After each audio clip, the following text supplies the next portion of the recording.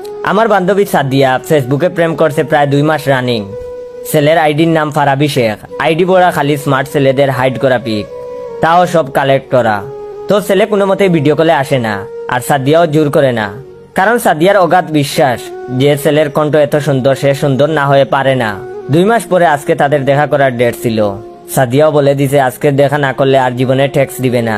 তাই আমার বান্ধবী সাদিয়া তার প্রেমের বিষয়টা আমার কাছে শেয়ার করলো, আর বলল আজকে সে দেখা করতে যাবে আর আমি তার সাথে যেন যাই। তাই সন্ধ্যাবেলা আমি তাকে নিয়ে রওনা হলাম ফুচকার দোকানের সামনে। এর মধ্যে সাদিয়া ছেলেটাকে কল দিল। ছেলেটা বলল ফুচকার দোকানের পাশের গলিতে দাঁড়ানো আমি। সাদিয়াও তাকে খোঁজা শুরু করলো। খুঁজে না পেয়ে সাদিয়া আবার কল দিল, বলল যে কি হইল, কই আপনি? আর অমনি ছেলেটা ওর পিছন থেকে এসে চোখ ধরে বলে এই যে আমি। ভাই রে ভাই, ছেলেরে দেখে আমি বেহুশ। ওইটা ছেলে না ভাই, ওইটা বেডা ছিল। মিনিমাম 40 বছর হইব, যেমনটা মোটা তেমন কালা। অন্ধকারে তো দাঁত ছাড়া কিছুই দেখা যাচ্ছিল না।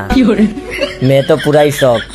ছেলেটা জোর করে ওর হাত ধরে ওরে নিয়ে ফুচকার দোকানে ঢুকলো।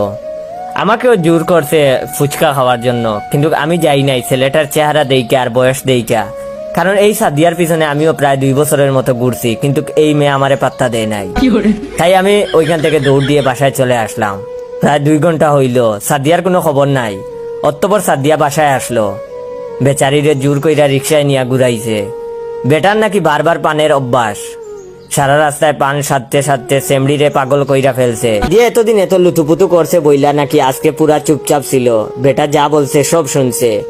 মনে মনে ভাবছে খালি বাড়িতে যাই, তোরে লাল সালাম দিমু। সাদিয়া কোনো কিছুতে আপত্তি করলেই নাকি বেটা ওরে জুরাজুরি কইরা হাত ধইরা হাঁটা শুরু করে। আর এই জুরাজুরির বয়ে 2 ঘন্টা বুইড়া বেটার অত্যাচার মাইয়াটা সহ্য করছে। তারপরে বুড়া বেটার হাত থেকে সাদিয়া যখন রক্ষা পেয়ে বাসার দিকে রওনা হচ্ছিল, তখন আমাকে রাস্তায় পেয়ে মাইয়া পুরা খাইন্দা দিছে। কয় জয়, বুইড়া বেটাকে বয়ে এত সুন্দর হয়, আর জীবনে করুম না ফেক আইডিতে প্রেম। ফুচকা গলা দিয়ে নামে না। বেটা আমারে তুইসা খাওয়াইছে, আবার তার মুখের চিবানো পান সাইডা কয়। আরে খাও, ভালোবাসা বাড়বে। ভাই রে ভাই, এই মাইয়ার পিছনে অনেকদিন ঘুরছিলাম, কিন্তু আমারে পাত্তা দেয় নাই। অবশেষে মাইয়ার কথা শুনে মনের মধ্যে আমি একটু প্রশান্তি পেলাম।